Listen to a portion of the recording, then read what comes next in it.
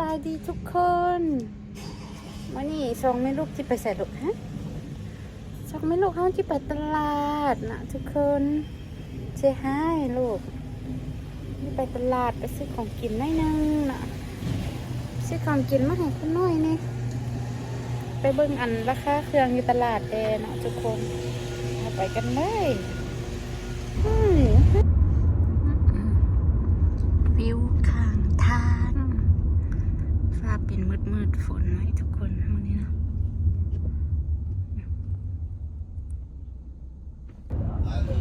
นี่ก็จะเป็นบรรยากาศแคมป์ทางทุกคนเดินทางไปตลาดใช้เวลาอยู่30 นาทีนะเพราะว่าตลาดเอเชียมันไกลบนคอยอยู่หลายเบิ่งฟ้าไหมฟ้ามืดฝนเอาแถวว่าฝนตกแล้วก็อากาศเย็นมื้อนี้นะทุกคนอยู่รัฐแคลิฟอร์เนียเด้อนี่เด้อปัญหาของการเดินทางแต่ละเทื่อนี่ก็คือนี่เนาะรถติดไปใส่กับรถติดมาใส่กับรถติดโอเคและตอนนี้เขาก็ exit freeway ออกมาแล้วมันฮอตแถวเวียดเมืองเวียดแล้วทุกคนเมืองเวียดอยู่อเมริกาเด้อนี่เด้อเมืองบักใหญ่ๆบ่เงินกำลังบักใหญ่ๆมันขี่รถมาก็ประมาณ30 นาทีอยู่ใกล้กันขนาดที่ออกตลาดแต่ละเทื่อก็ประมาณนี้แหละเนาะเอเชียนะตลาดเอเชียนะมันอยู่ไกลเด้เขาอยู่ไกลเขาก็ต้องได้มาหาเขาอยู่ใส่ก็ได้นะนี่จะเป็นตลาดที่เฮามาเนาะทุกคนตลาดเวียดตอนนี้เราก็เข้ามาในตลาดแล้วมาน้ำคนน้อย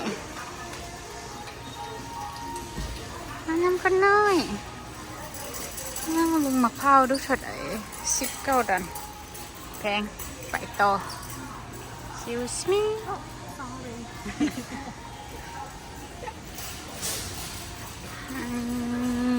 อัปเดตราคาเข่าได้น้อยนึงนี่25 พาวข้าวเจ้าเนาะ25 พาวอันนี้ข้าวเหนียวบะเมน3 lady ของข้าว10 บาทก็ราคายังคือเก่าอยู่เนาะเป่าน้อยนะอันนี้จะเป็นอันนะเป่า25 พาวเนาะก็ยังบ่ขึ้นเทื่อราคายังคือเก่าอยู่อันนี้จะเป็นแบรนด์3 นาง3 นางก็28 ดัน29 ดันคือเก่าอยู่ยังบ่ทันขึ้นเทื่อเนาะเดี๋ยวไปเบิ่งตัวนะ50 พาวตัว50 พาวตัว50 พาวอันนี้ก็จะเป็นตลาดอันนะเอเชียเฮาเนาะ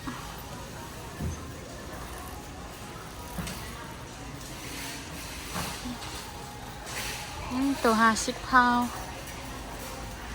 39 ดอล40 ดอลเนาะรุ่นนี้เบิ่งแบรนด์ที่ว่าเอเชียเฮามากินคนลาวเฮามากิน3 นางกับอันน่ะกาบูดาอันนี้คือข้าวเหนียว sweet rice ข้าวเหนียวอุ๊บ sorry เปล่าหนึ่ง47 ดัน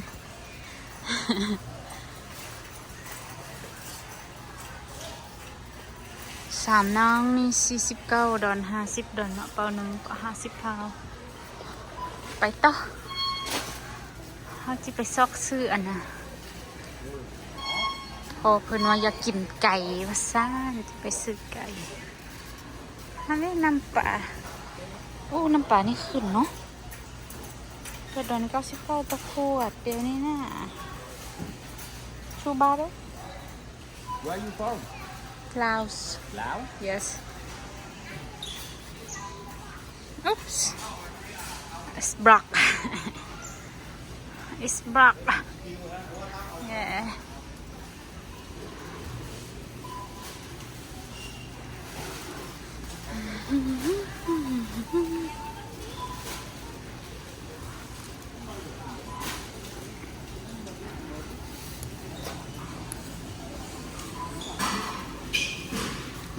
มักเขี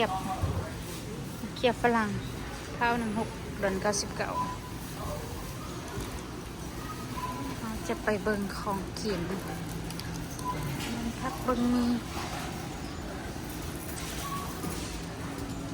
แถวนี้จะเป็นแถวกาเฟ่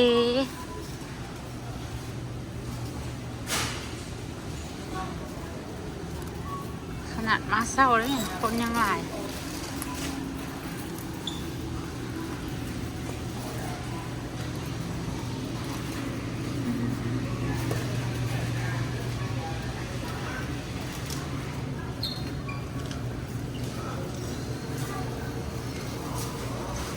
มะพร้าวนี่บออนเซลจักหน่อย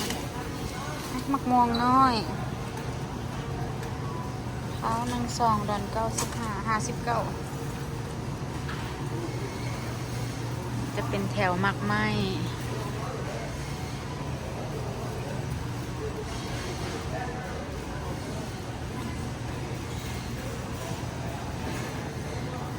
ตลาดนี้จะเป็นตลาดใหญ่เนาะแบบตลาดเวียดตลาดเอเชียเขา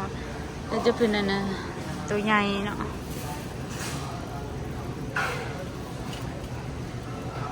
มามีเบิกหมักกล้วยบนหนึ่งที่ลูกหมักกล้วยน้ำ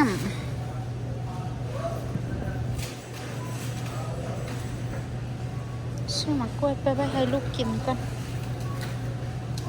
มีซุปโพดตัวมาทันซุปขนาด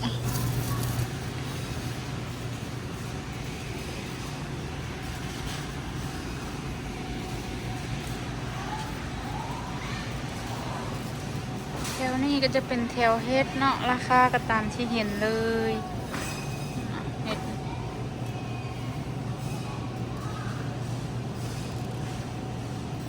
ก็ยังโอเคอยู่คือเก่าก็บ่ได้แพงขึ้นหลายดอกขึ้นบางอันซื่อๆ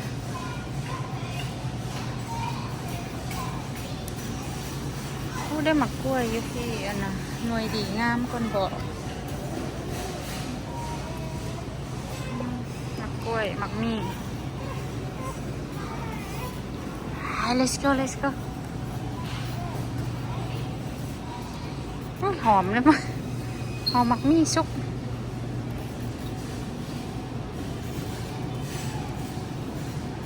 มันก็จะเป็นพักเนาะนี่หมักปี3 ดอนปลาย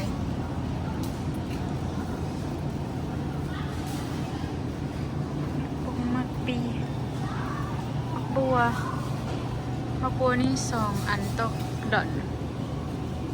ผักหอมนี่3 อันต่อดอนอันนี้ว่าเขาหนูผักคือจะลองซื้ออันนี้ไปเฮ็ดข้าวให้ลูกกินกันผักหนอกกะมีนะหนอกอยู่ไม่กากะมีเด้อข้าว8 ดอน 99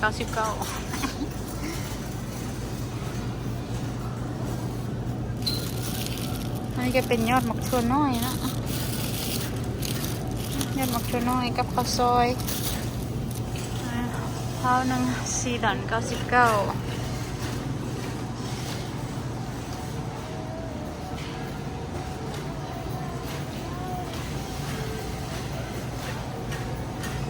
เบิ่งหมักถั่วอยู่ในกา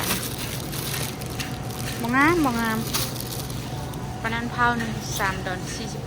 49 เซนนี่จะเป็นแถวพักนะทุกคน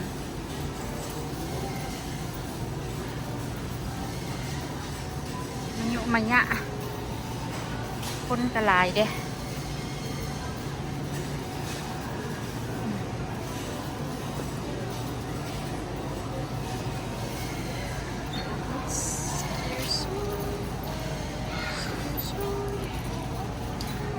กันไปเบิด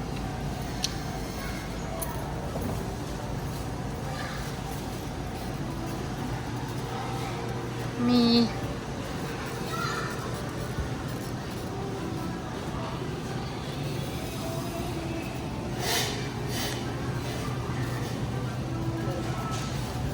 นานเน่บอกมาให้อีหมาน้อยมันถอดทงตีนละ ขี้ดื้อเองคนนี้นะแถวนี้จะเป็นแถวพักอนนาโหระพอกโหระพาเนาะมักเพชรผักหอมแป้นกับมีนี่เด้เอามักเพชรอันนึงก่อน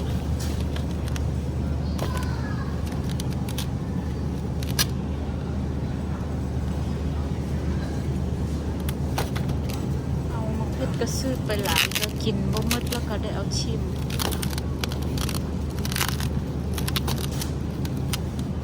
ตัวนี้ละหน่วยสุดละนี่มะเขือผักขะแยง$2.70 $2.80ต่อแพ็คผักซี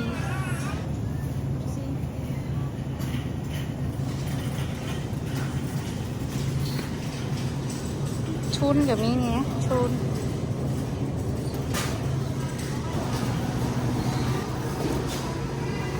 จะเป็นแคลลูกสิ้นปลาลูกสิ้นอะไรทำไม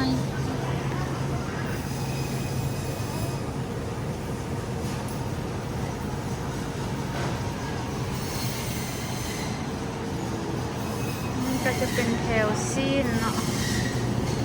มีสิ้นมีหัวใจมีลิ้นมีอย่างมีบัดของได้หัวใจ3 ซอก 3 สั้นพุงใส่แกบ่เนี่ยใส่แกหมู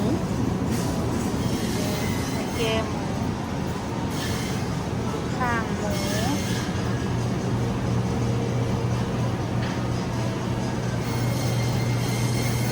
มีไก่ลาดตัวหนึ่ง15แต่มีแต่ตัวจอยๆอีกแล้วนี่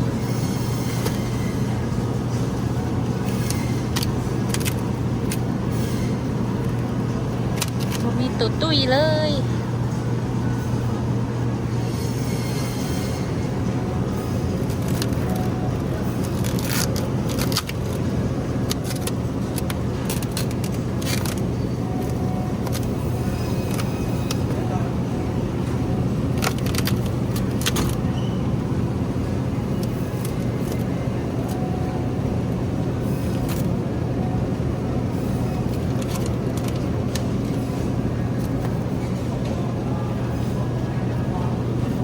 ส่วนหลายมันจะมีแต่ตัวผู้นะ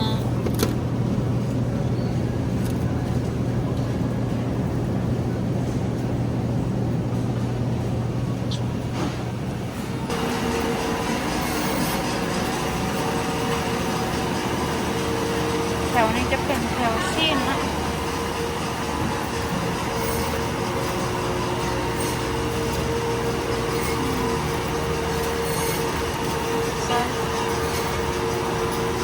ราคากับปกติอยู่บ่ได้มีอย่างขึ้นหลาย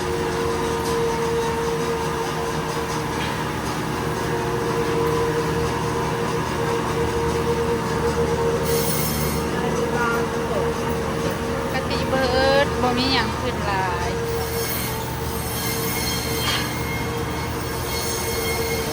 เม็น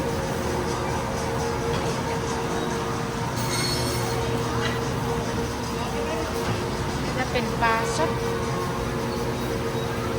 ปลาตาย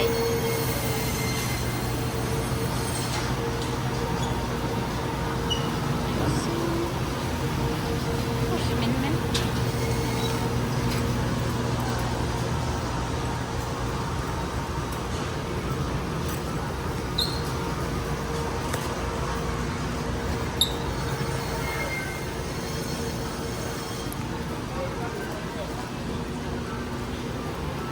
แถวนี้ก็จะเป็นอาหารแช่แข็งเนาะทุกคน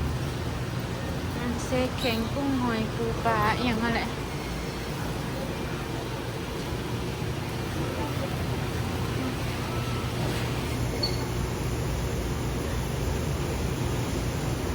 นั่นจะเป็นอะไรอาหารสดปลาทูปลามีชีวิต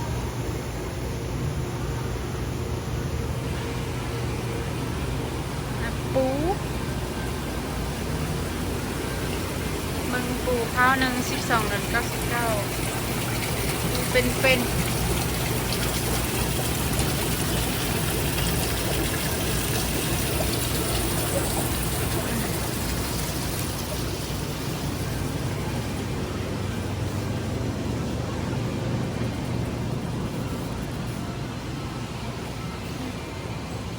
จะเป็นอาหารแช่แข็ง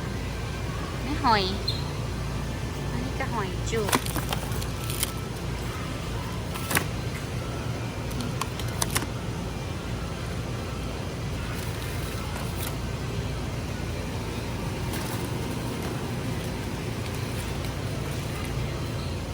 ตกแกะแล้วก็มีอย่างปะหอยแข็ง$5.99ต่ออันหาหลายอยู่ห้านมีที่ตลาดนี่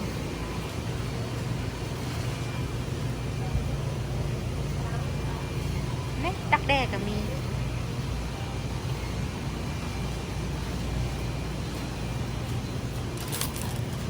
ดักแด้ถุงหนึ่ง$5เอา$4.99อันนี้เอียนนี่ก็$5.99อันนี้ตัวตัดอันนี้ตัวยังเป็นนั่นอยู่บ้านได้ตัดตัวเอียน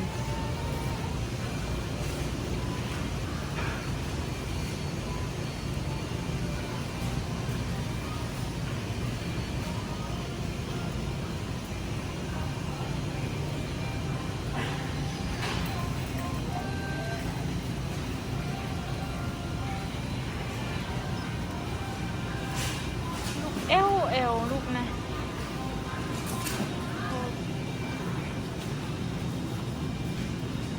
ไข่$16ต่อแพ็ค$16.99ต่อแพ็คตัว10ว้าว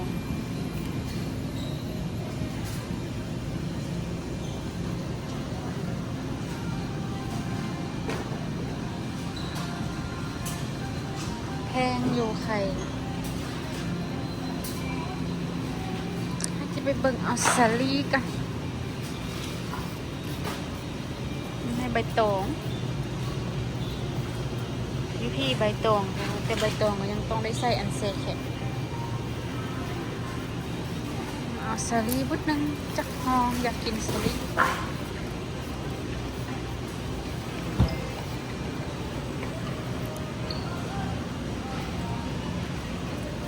นี่ก็ห่อ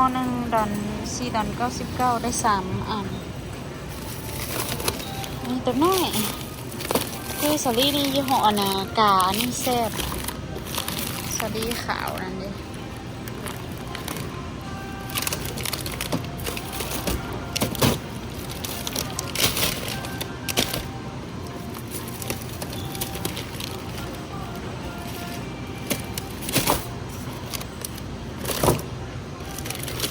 อันนี้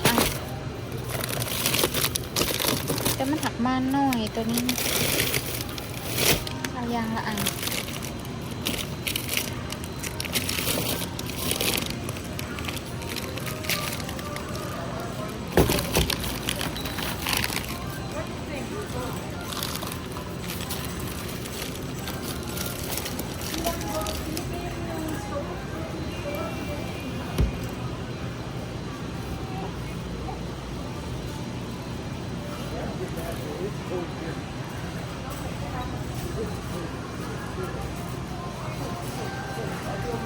นี่จะเป็นอาหารโฟเช่นมดพวกเซแข็งมดเนาะทุกคน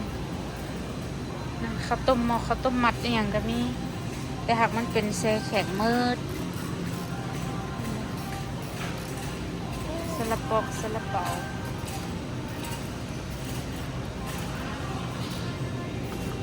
อันนี้เห็ดเฟือง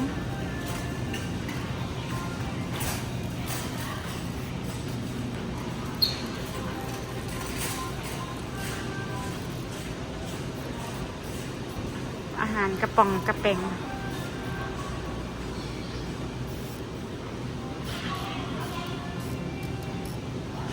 มันอันนี้ก็จะเป็นมันต้นแช่แข็ง ถุงหนึ่งตอน79นี่จะเป็นประเภทขนมเนาะขนมแช่แข็งของเวียดนะนี่หมักน้ำนมหมักน้ำนม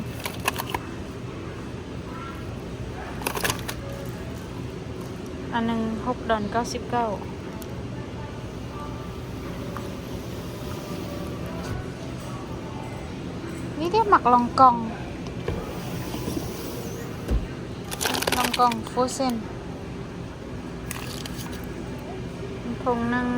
$5.29มักมี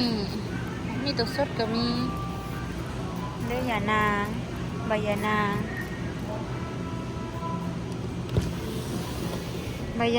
ใบเตยถุงหนึ่ง$1.29ใบเตยนี่ถุงหนึ่ง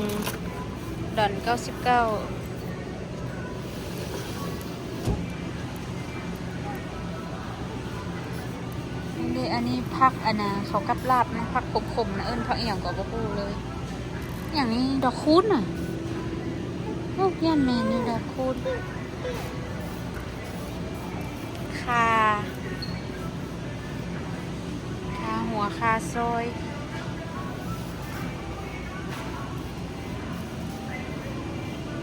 น้ำหมักเผา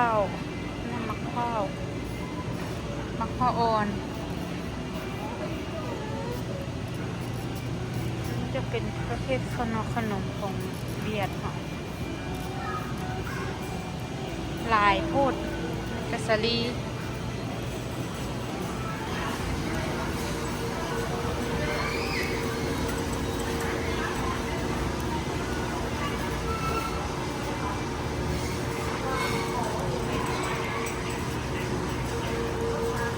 จะเป็นแถวขนมบ่ได้ไปนะคะขนมของกินเล็กน้อย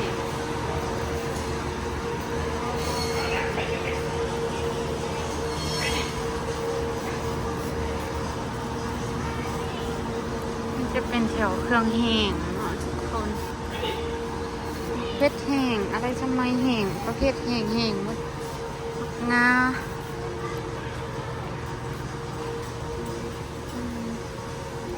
แป้งทอดต่างๆนานากุกกอกกุกกิอย่างก็มีของเขามักใส่อยู่ลาวอยู่ไทยอันนี้จะเป็นพวกนะเครื่องนะหน้าฝือหน้าอะไรเครื่องเขาเฮ็ดฝือเฮ็ดอย่างละต้มฝือ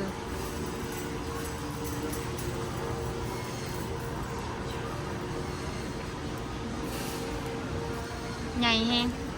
ตลาดนี้ขนม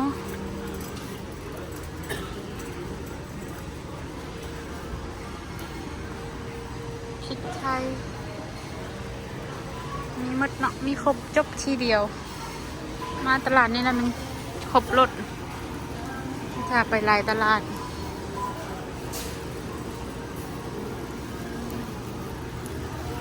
นี่จะเป็นอาหารกระป๋องแถวอาหารกระป๋องนักไม้กระป๋อง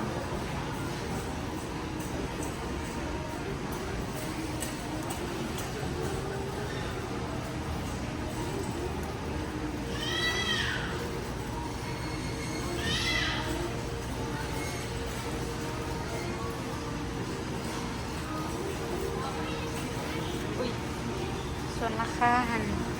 บะฮูเนาะก็ติดตามนี่แหละเนี่ย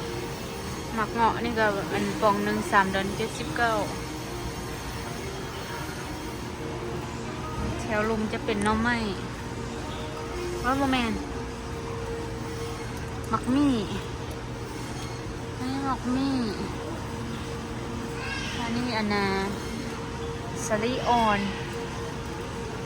เห็ดเฟือง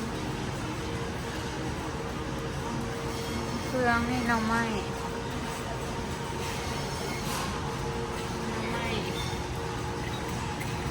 นี่กับหน่อไม้ ไม่ตัวนี้กล่องหนึ่ง$3.49ตัวใหญ่นี่$4.19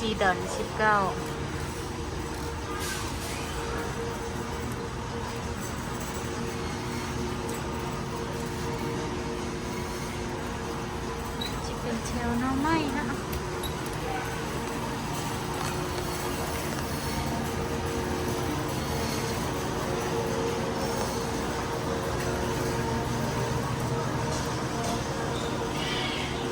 เป็นแถวซอสต่างๆนะ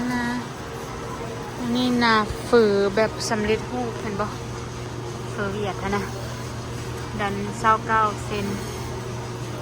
มันจะขึ้นแต่ละแบรนด์มันบ่คือกันเนาะทุกคนแบรนด์แต่ละแบรนด์มันบ่คือกันราคาบ่คือกันอันนี้5 ดอนปลายตัวนี้มีหลายนาฝือผัดผัดเอียงก็มีหมดนี่ก็ต้มยำไทยต้มยำ$2.99น้ำปลากาปลาหมึกขึ้นราคาแล้วนี่$5ไปตะกี้มีแต่$3จะเป็นประเภทพวกซอสเนาะทุกคน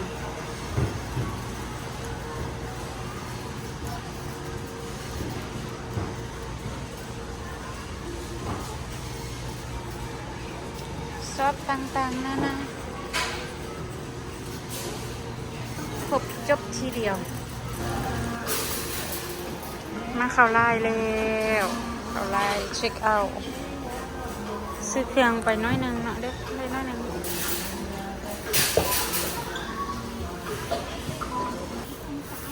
เครื่องเราได้ซ้ำนี่บ่ได้ซื้ออย่างไรอาทิตย์นี้นะพอมาอาทิตย์เร็วนี่แหละออกอาทิตย์เร็วนี่แหละอาทิตย์นี้ก็เลยมาซื้อเพิ่มหน่อยเดียว